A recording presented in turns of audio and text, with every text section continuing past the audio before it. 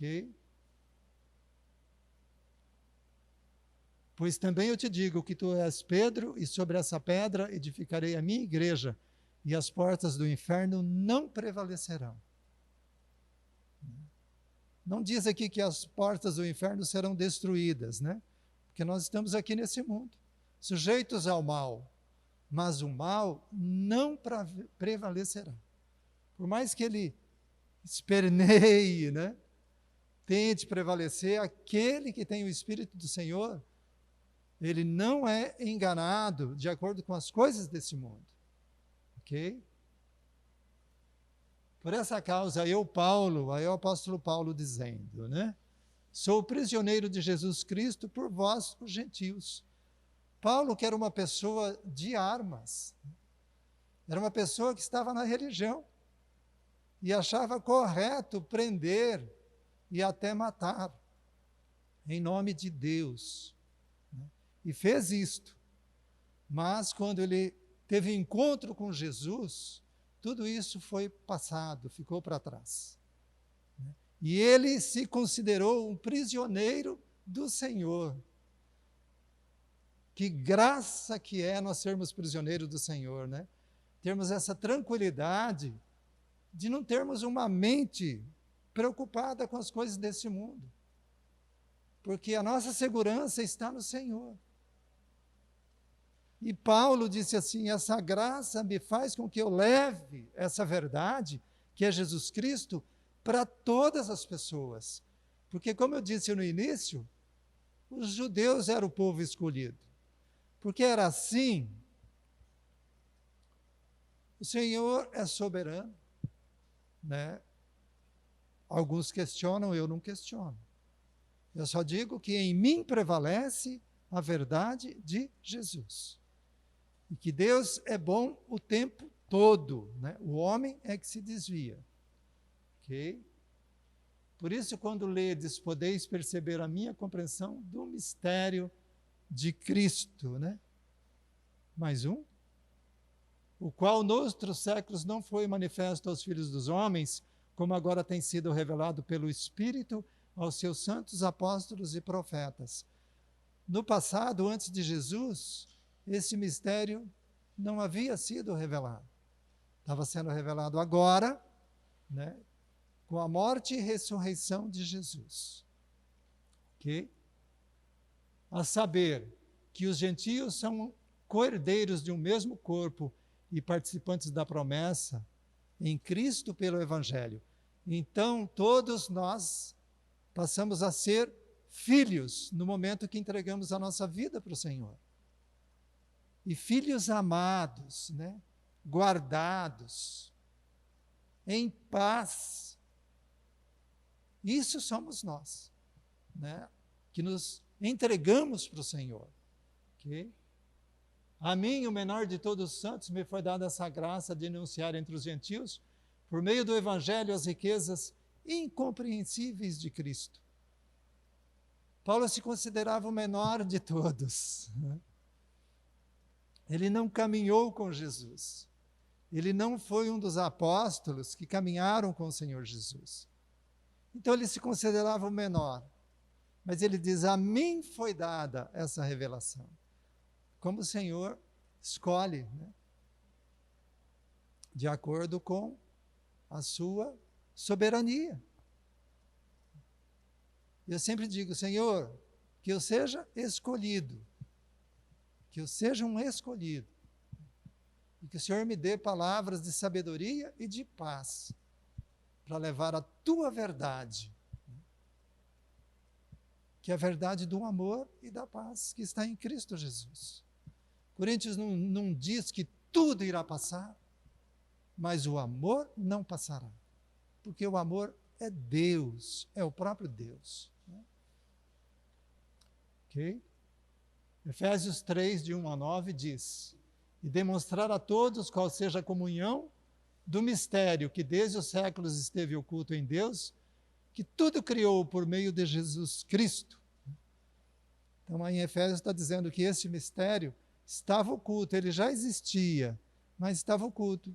Por que estava oculto? Como eu falei, eu não questiono. creio que é a dureza do coração do homem, né? Tem pessoas que têm o coração duro, né? Não querem que o seu coração de pedra se transforme num coração de sangue, né? De carne, de vida. Então, talvez, por causa da dureza do coração do homem naquele período, né? Certa vez eu perguntei para alguém, quando eu cheguei na igreja, quando eu comecei a participar da igreja, ainda não tinha me entregado para o Senhor, e eu questionava muito, né? Principalmente lá no Velho Testamento, aquelas guerras, né? Aqueles genocídios, né? Entre os povos vizinhos e o povo de Deus, sabe? Aí fui perguntar, né, para a pessoa que eu confiava, né? E ele me falou assim: Gilmar, isso tudo foi permitido por causa da dureza do coração do homem. Então, talvez naquele período houve guerras piores do que nós temos atualmente. Difícil, né, dizer piores, né, porque guerra é o extremo, né, do afastamento do homem do Senhor, né, da maldade, né? É o extremo. Então, era essa dureza, é a dureza que provoca as guerras, né? A igreja é formada por pessoas que renunciam aos prazeres deste mundo por amor a Cristo. Os discípulos de Jesus deram sua vida por ela, e ao longo da história, muitos fizeram o mesmo, né? Tem uma música, né, que eu cantava quando meu pai sempre me ensinou a andar nos caminhos do Senhor. Então, na missa, a gente cantava, né? Prova de amor maior não há do que dar a vida pelo irmão. Então, é o exemplo do Senhor, Ele deu a vida por nós, né? Então, nós também temos que estar dispostos a dar a nossa vida por essa verdade. E os apóstolos, todos eles, né, com exceção de João, perderam a sua vida por amor de Jesus. Todos os apóstolos, né? Renunciaram tronos, palácios, fortunas, conforto, para viverem a igreja. Viram além da religião. Tiveram a revelação do mistério que estava em Cristo, a sua igreja. Por isso que eu digo que essa revelação maravilhosa que é a igreja, que os apóstolos tiveram, se perdeu, né, quando o homem permitiu que o sentimento religioso passasse a fazer parte da sua vida. Né? E a gente conhece pela história que isso ocorreu, já passei aqui para vocês, né, a história da igreja, entre o ano 400 e o ano 500, quando o Império Romano deixou de perseguir os cristãos e falou assim: agora a religião cristã é a religião de todo o império. Naquele momento,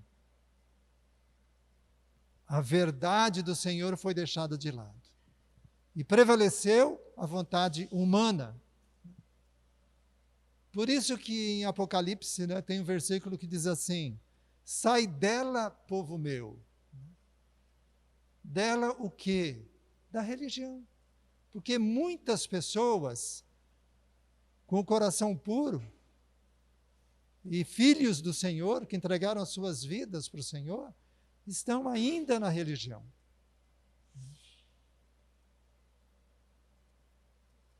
Eu não estou falando da religião católica, tá? Estou falando toda a religião. Tudo aquilo que ensina o homem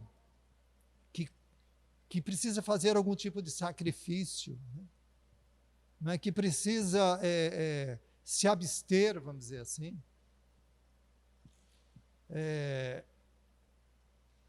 num propósito de agradar ao Senhor, está na religião. Porque nós não precisamos fazer nada. A graça do Senhor em nós é que conduz as nossas vidas, o nosso falar, o nosso agir. É a graça do Senhor em nós. Então, o próprio Jesus O próprio Evangelho, o Novo Testamento, mostra, né, claramente que o Senhor não precisa de sacrifícios nenhum. Ele precisa do nosso coração. Então, Saulo de Tarso, Agostinho de Hipona, Martinho Lutero, George Miller, Madre Teresa de Calcutá, Vitor Coelho de Almeida e muitos outros, né? Tem 2 católicos aí nessa lista. Vocês conhecem? Teresa de Calcutá, quem mais? Agostinho de Hipona. Nesse início, a igreja ainda não estava contaminada pela religião. Então, eu creio que Agostinho, ontem o Irani falou sobre ele, né? Apesar de ter uma vida pregressa, terrível, né? No meio do pecado, ele se converteu. Né? Não é ele. Oi? Não, também não. Não tem um nome meio esquisito aí, que vocês nunca ouviram falar? Ou talvez alguns ouviram. Vitor Coelho de Almeida. Alguém sabe quem é? Levanta a mão. Impressionante como eu sou velho. Vitor Coelho de Almeida foi um padre católico que durante anos tinha um programa na Rádio Aparecida, que chamava Os Ponteiros Apontam para o Infinito. E eu, criancinha, do lado da minha avó, sentado no chão, ouvia todos os dias, às 15h. Né? E foi uma das pessoas mais bondosas e caridosas que eu já ouvi. Ele ensinou o Brasil agrário, que naquele período vivia todo quase na roça, né? 70%, 80% da população estava na roça, a fazer as suas privadas no fundo do quintal. Eu, quando cresci, não tinha isso. Então, eu tinha uma barriga enorme. Eu digo que eu sou um sobrevivente. Né? Os vermes não me venceram, pela graça de Deus. Mas essa era a realidade do Brasil. E ele, como era muito ouvido, ele aproveitava esse espaço para orientar o ser humano. E ele falava, façam casinhas no fundo do quintal. E diz as estatísticas que muito mais do que o governo, a palavra dele convenceu o homem brasileiro daquela época a ter mais asseio, né? A ser mais saudável.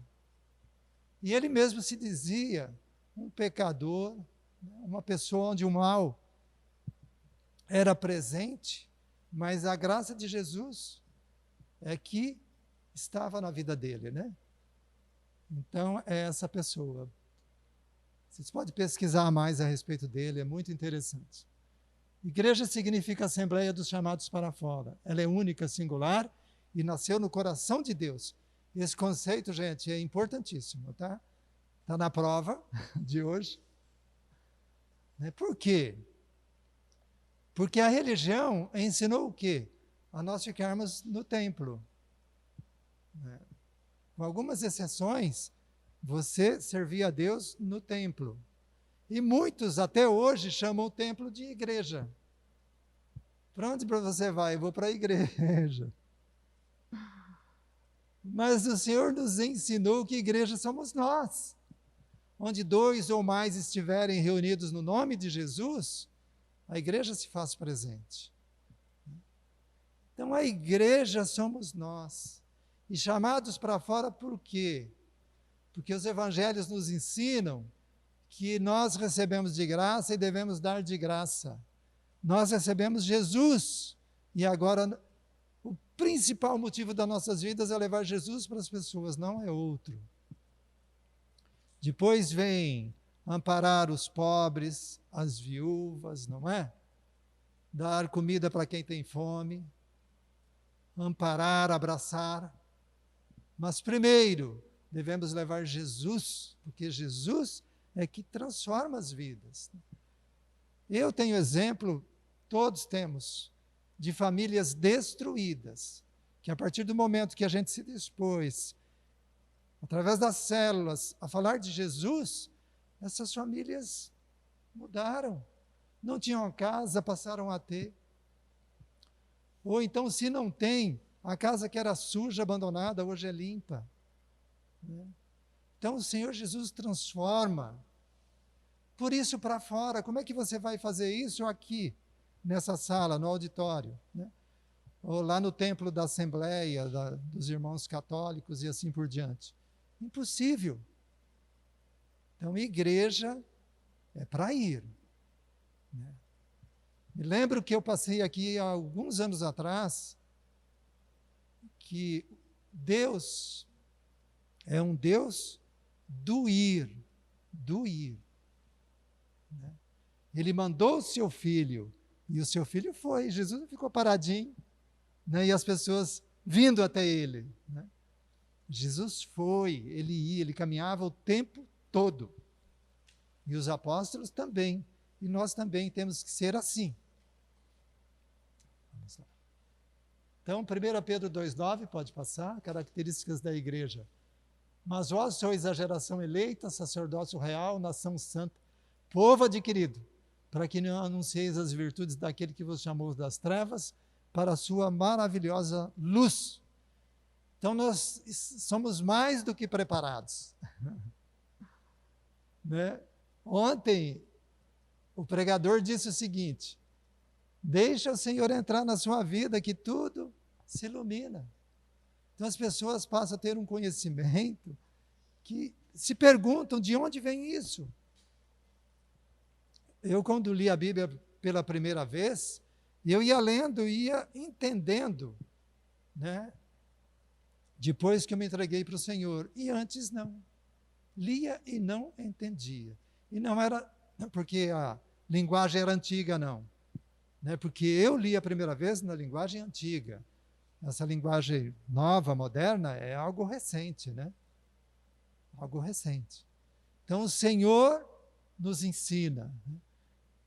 Então, a igreja é do Senhor Jesus. Essa é uma verdade que nós temos que aprender, tá? Também questão da prova. Pois também te digo que tu és Pedro, e sobre esta pedra edificarei. O que está escrito? A minha igreja. Quem está falando isso? Jesus, né? Ele está conversando com Pedro. E ele está dizendo, olha, edificarei a minha igreja. Então, a igreja é do Senhor Jesus. Né? Ela não é do Papa, do Bispo, ela não é do Irani, do Irineu, nem minha, nem de ninguém. A igreja é do Senhor Jesus. Em todo o Novo Testamento, ninguém disse minha igreja, a não ser aquele que morreu e ressuscitou por ela. Jesus Cristo, não é? Quando alguém lhe perguntar qual o nome da sua igreja, qual será a sua resposta? Qual será? Vamos responder corretamente, olha aí. Igreja em Ariquemes. Mas a igreja não é do Senhor Jesus? Como é que eu vou falar igreja em Ariquemes? Nós vamos seguir o modelo bíblico. De acordo com o que a Bíblia nos ensina, nós vamos seguir. E a Bíblia é a palavra de Deus, é a verdade perfeita, né? Por isso que às vezes a gente se confunde um pouco nesses conceitos, mas quando a gente compreende, nunca mais a gente deixa de se expressar corretamente. Por que será esta a sua resposta? Vamos lá. Porque ela recebe o nome da cidade onde está situada. Apocalipse 2:1 está escrito, igreja em Éfeso. Né? Quando as cartas são escritas e mandadas a todas as igrejas da Ásia Menor, o apóstolo recebeu a orientação de Deus, do Senhor Jesus, de que deveria escrever uma carta diferente para cada localidade. E a igreja recebeu o nome da localidade. Né? Então, vamos ver as localidades. Né? Portanto, devemos dizer, o preço do Senhor, a igreja do Senhor a qual eu pertenço é a igreja em Ariquemes. Né? E todos que entregaram suas vidas ao Senhor Jesus em Jaru, deve dizer igreja em Jaru, tá? Então, em Apocalipse está escrito igreja em Esmirna, igreja em Tiatira, igreja em Filadélfia, que eram locais, cidades, tá? Então, da mesma forma, continua hoje em dia. Igreja em Ariquemes, igreja em Jaru, igreja em Ji-Paraná. Cada cidade, tá, tem a sua igreja e a igreja recebe o nome da cidade. Tá certo? Vamos lá. As pessoas em toda a terra que entregaram suas vidas ao Senhor, Jesus, devem dizer que pertencem à igreja, nominando-a de acordo com a localidade em que vivem. Então, por exemplo, né, você está aqui, você aprendeu corretamente. Aí você muda para o Cujubim, né? E lá você procura, gente, onde é a igreja em Cujubim, né? Não sei. Ainda não sei se as pessoas já têm um local lá, né, de reunião. Mas se não tiver, a pessoa vai procurar e não vai achar. Por quê? Porque os irmãos ainda não tiveram essa revelação lá. Agora, se o irmão foi lá e procurou a igreja em Cujubim e não achou, ela não existe em Cujubim? Oi? Existe, existe, porque a igreja está em todo lugar.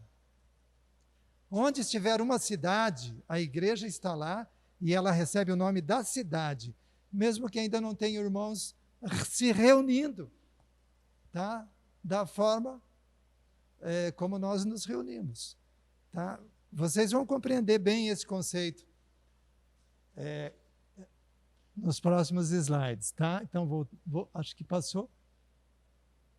Então, exemplos, tá? Igreja em Montenegro, igreja em Roma, em Porto Velho, em São Paulo, em Tóquio, em Paris, em Madrid, Campo Grande, Pequim, Toronto e assim por diante. Tá? Então, a igreja recebe o nome da localidade. Vamos lá. Jamais devemos dizer minha igreja e vamos à igreja. Tá. Antes de entrar nisso aí, eu vou explicar para que vocês possam entender por que a igreja recebe o nome da localidade. Por exemplo, nós temos a igreja em Ariquemes, né? Eu creio que todos aqui congregam com a gente no auditório. Tá? Mas se você entregou a sua vida para Jesus, e você está aqui nessa sala, mas você congrega na Assembleia, você pertence à igreja em Ariquemes ou não? Sim. E se você congrega na Igreja Católica, e você entregou sua vida para Jesus, você pertence à igreja em Ariquemes ou não? Sim, sim.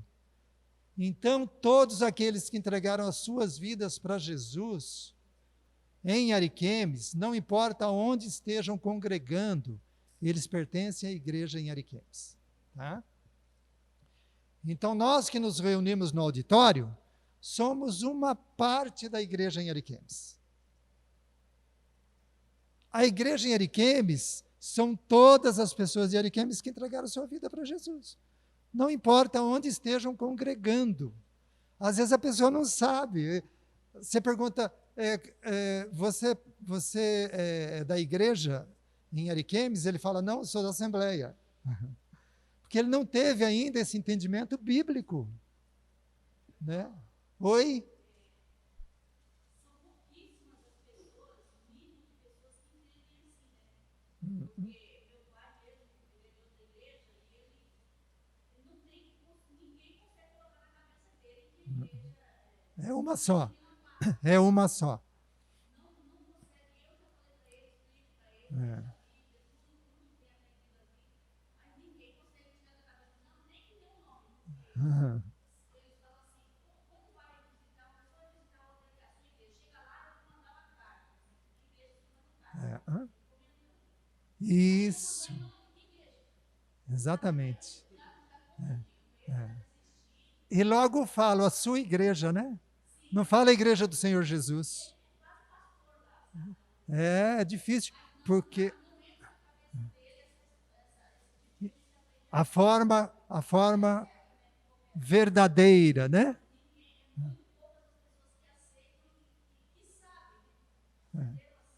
Isso tudo, irmã, só para você ter noção, começou quando se criou templos, né? Quando a igreja deixou de ser a igreja para fora e passou a se reunir nos templos, né? Que foi a religião, tá?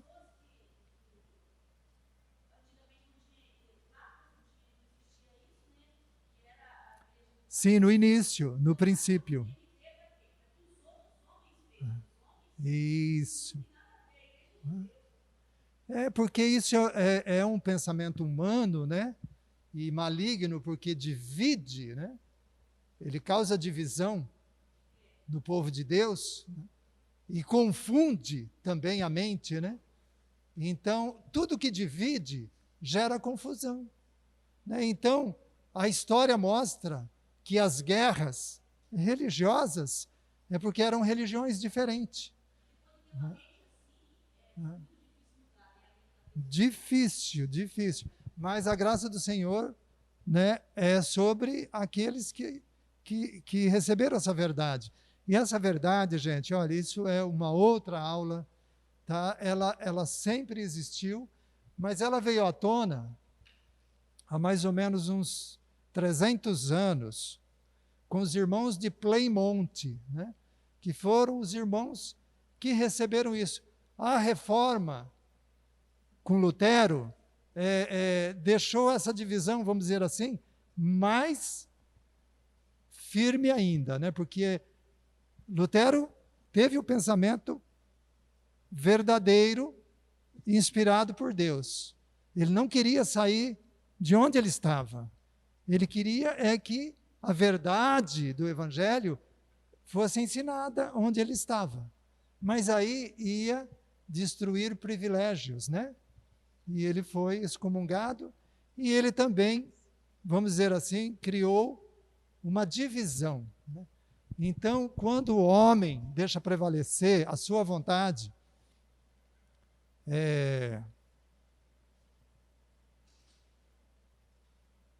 a verdade nunca ficará obscurecida, né? Mas mais pessoas deixam de receber essa graça, né? Meu pai também não tinha como eu explicar, eu sou professor, né? Não consegui passar isso para o meu pai. Mas eu fico em paz, e você também deve ficar, tá? Porque seu pai é do Senhor Jesus, é do Senhor Jesus, né? Então ele está congregando com um grupo, né, que não tem esse entendimento que a igreja é uma só. Mas vamos em frente. Então a forma correta é a igreja do Senhor a qual eu pertenço é a igreja em Ariquemes, caso você seja cristão e mora em Ariquemes. Então, muito simples, tá? É essa a definição. Vamos lá. Então vamos à reunião da igreja, pois a igreja são pessoas e não templo, né? Então não é vamos à igreja. Nós já somos igreja. Então vamos à reunião. Vamos nos encontrar com mais pessoas, né? Então quando alguém perguntar para você, onde você vai, né? Você fala, eu vou à reunião da igreja. Onde vocês se reúnem? Aí a pessoa vai responder da forma correta, né? E você fala, a gente se reúne no auditório, né? Mas tem outros que se reúnem na Assembleia, na Metodista, né? Todos os lugares, né? Vamos lá. Não sabeis vós que sois o templo de Deus e que o Espírito de Deus habita em vós? Nós somos templo de Deus. O véu que fazia divisão foi rasgado, né? Quando Jesus morreu, a palavra diz que o véu rasgou de cima e embaixo, rasgou mesmo. Porque havia um véu que separava os santos dos santos, né? Que era só quem que tinha acesso? Sumo sacerdote. Né? Só o sumo sacerdote. Então, o Velho Testamento tinha essa divisão, né?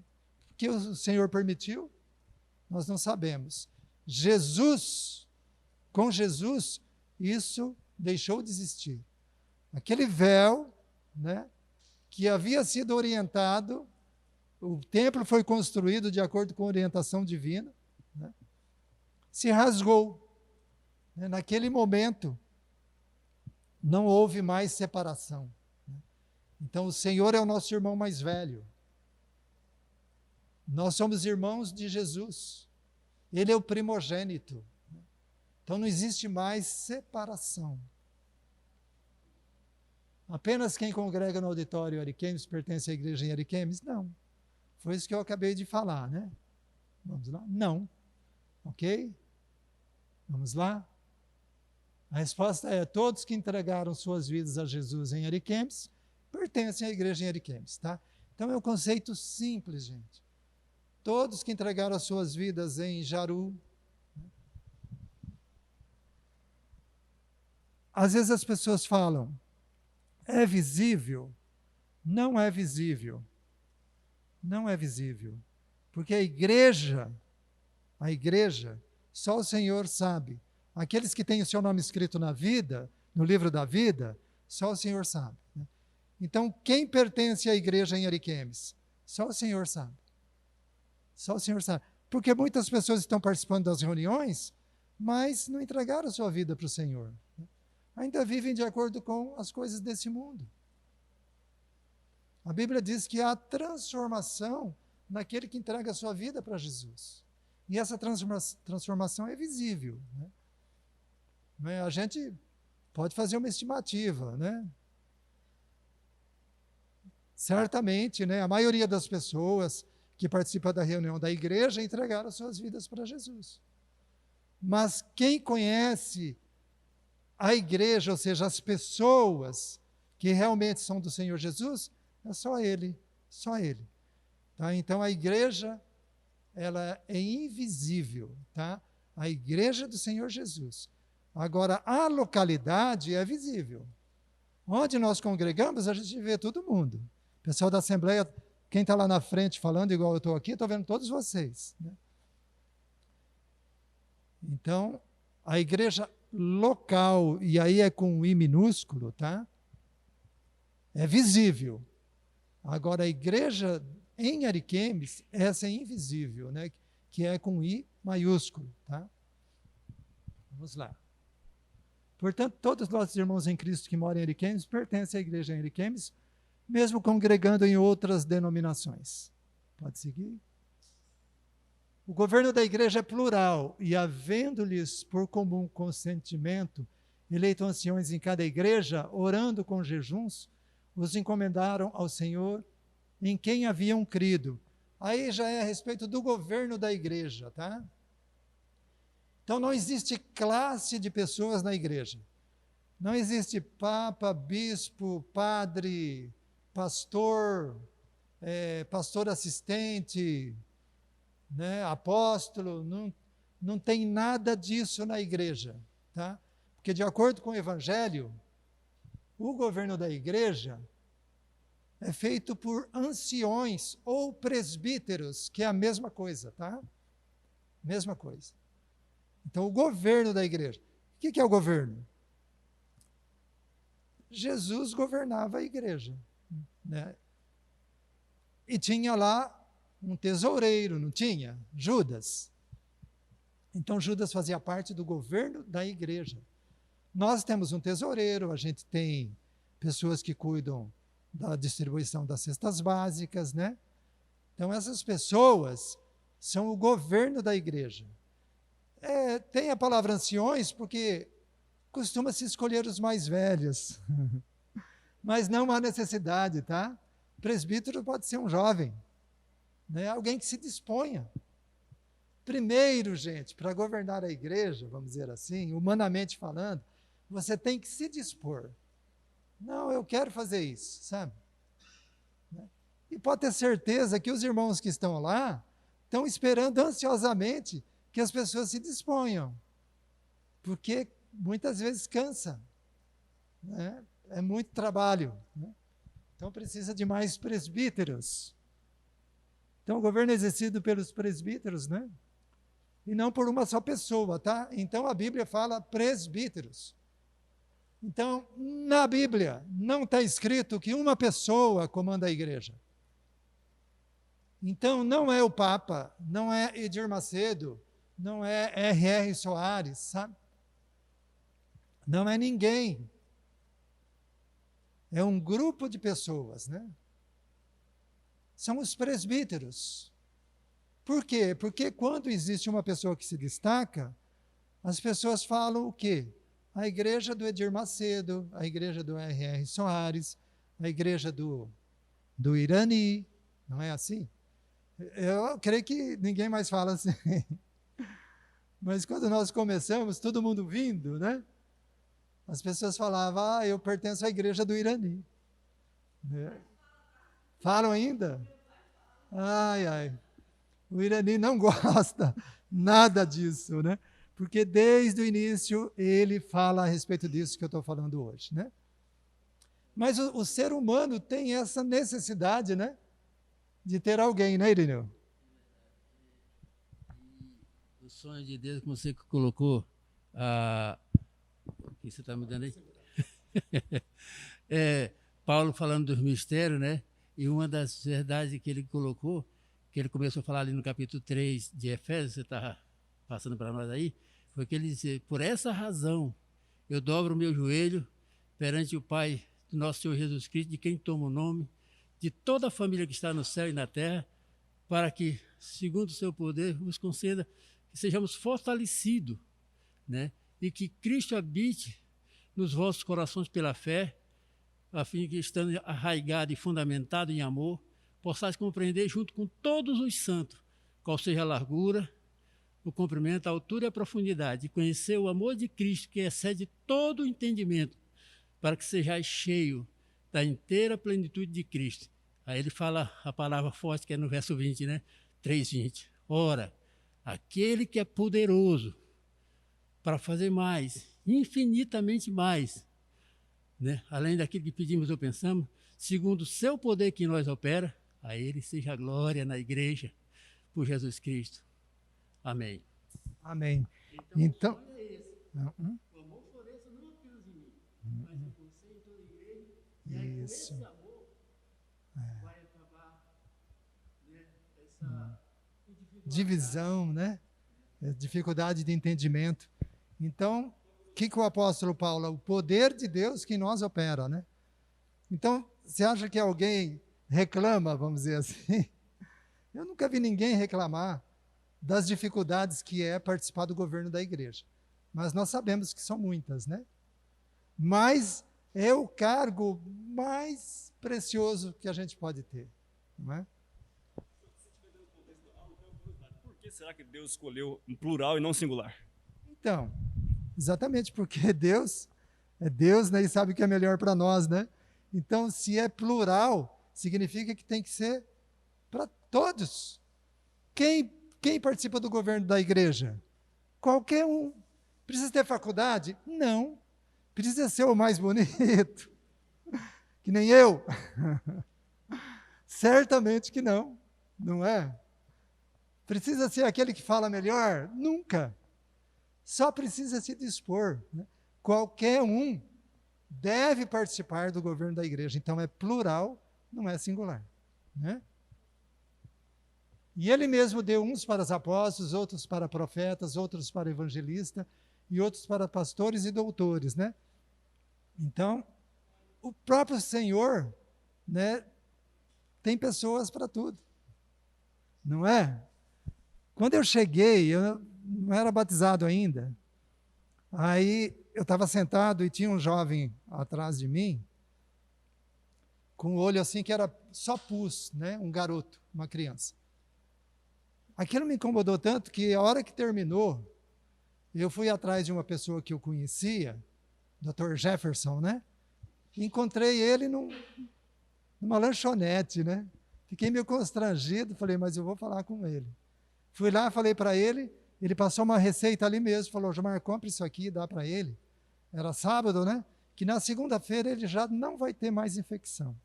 Aí você leva ele para mim ver, né? Eu fiz isso e realmente na segunda-feira a infecção tinha sumido. Por quê? porque o canal lacrimal dele estava obstruído. Então, a lágrima é que limpa os nossos olhos, né? De toda a sujeira externa. E ela desce para o nariz. Desce para o nariz. Nós engolimos e pronto. No caso dele, não. Toda a infecção ficava no olho, né? Resumindo, esse rapaz foi para fora, fez uma cirurgia, voltou, não teve mais problema, né?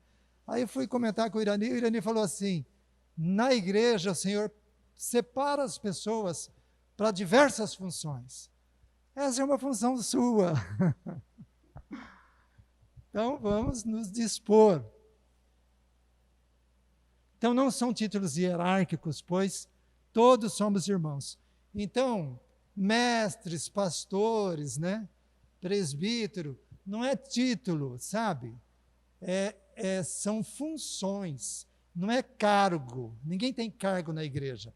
Você tem função, você tem trabalho, tá? Vós, porém, vós, porém, não queirais ser chamados rabi, porque um só é o vosso mestre, a saber, o Cristo, e todos vós sois irmãos.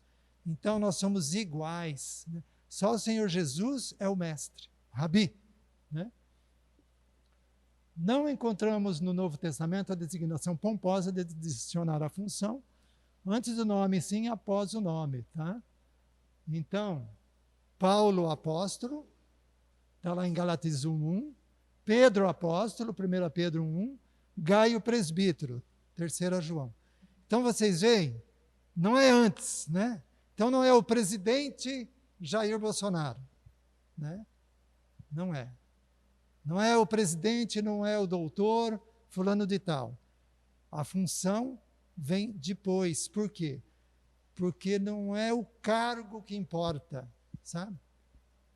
Né? As funções é só para você saber a quem você se dirigir, né? Mas somos todos rigorosamente iguais. Vamos em frente. A igreja pessoa se reúne nas casas e nos templos, e perseverando unânimes todos os dias no templo, e partindo o pão em casa, comiam juntos com alegria e singeleza de coração. Então a igreja se reúne em qualquer lugar. Tá, gente? Em qualquer lugar. Isso que eu quero que vocês entendam. Se reúne nas casas, nos templos, ou seja, em qualquer lugar. Onde 2 ou mais estiverem reunidos no nome de Jesus, ali está a igreja do Senhor Jesus. Porque onde estiverem 2 ou 3 reunidos em meu nome, ali estou, no meio deles. Mateus 18:20. O importante é a presença do Senhor e não a suntuosidade do lugar, tá? Não é o templo, né? Mas é o Senhor. Em verdade vos digo que tudo que ligardes na terra será ligado no céu, e tudo que desligardes na terra será desligado no céu. Olha só, somos nós, cada um de nós. Algum tempo atrás, o irmão da igreja chegou para mim e falou assim: Gilmar, quero que você celebre o meu casamento. Eu falei: o quê? É assim, aquele que entregou a sua vida para Jesus, ele está apto a exercer qualquer função. O que é celebrar o casamento? É abençoar. Não é nada mais do que isso.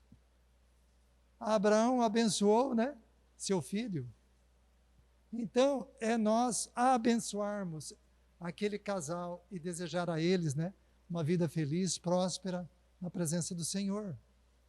Né? E eu fui lá e abençoei. Abençoei. Não sei se fui bem não, porque não me chamaram mais, tá? Brincadeira, né? Todos que entregaram as suas vidas para o Senhor Jesus e são batizados, eles estão aptos para batizar, para celebrar casamento, para celebrar a ceia, tá? Qualquer coisa, qualquer coisa. Então, os templos são a igreja do Senhor Jesus, só para imagens, né, fixa, né? Ó, isso aí é a igreja. do Senhor Jesus? É? Não, não mesmo, né? São templos. Tem da Assembleia, tem do Edir Macedo, tem a católica, né? Vamos lá? Então, exemplo, o templo de Jerusalém era o esplendor de Israel. No entanto, Jesus não se impressionou com ele, né? O que Jesus falou a respeito do templo de Jerusalém? Que não iria ficar pedra sobre pedra, né? Templo somos nós, né?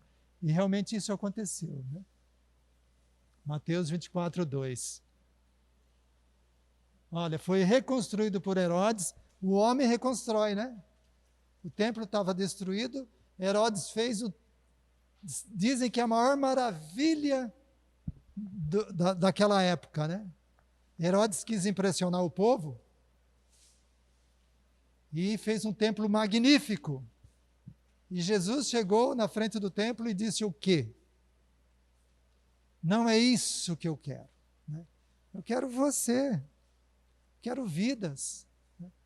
Não quero templo, não quero nada disso. Então Jesus veio para cumprir o Velho Testamento, né? As pessoas tinham uma forma de vida, foi permitido o templo no Velho Testamento, mas Jesus disse, a partir de agora, não mais, né? Não mais. Por isso que prevalece em mim a vontade de Jesus. Foi destruído, né, no ano 70, né, por Tito, imperador romano. E o próprio Senhor diz, né, o céu é meu trono e a terra o escabelo dos meus pés. Que casa vocês podem fazer para mim? Lá no Velho Testamento o Senhor já estava alertando, né? Não é? Mas o homem, a dureza do coração do povo de Deus, né? Nós queremos um rei, né? Deus sabia que não era isso melhor, né? Mas Deus permitiu o templo, né? Mas está escrito, ó, não preciso de templo, né? Mas permitiu a bondade de Deus, né? Mas o Altíssimo volta. Mas o Altíssimo não habita em templos feitos por mãos de homens, como diz o profeta, Atos 7:48, né? Ok? Então, o Deus que fez o mundo e tudo que nele há, sendo Senhor do céu e da terra, não habita em templos feitos por mãos de homens, tá? Atos 17, 24. Então, o Senhor é Senhor de todas as coisas. Então, Ele habita onde? Né? Nas pessoas, está vendo aí? Todas as pessoas, né? Que entregarem as suas vidas para Ele, para Ele. Agora a gente vai ter um intervalo e eu vou deixar uma musiquinha para vocês, muito linda, tá? Né? Uma mensagem de esperança para aqueles que estão assustados, né, com os tempos que a gente vive. Pode soltar.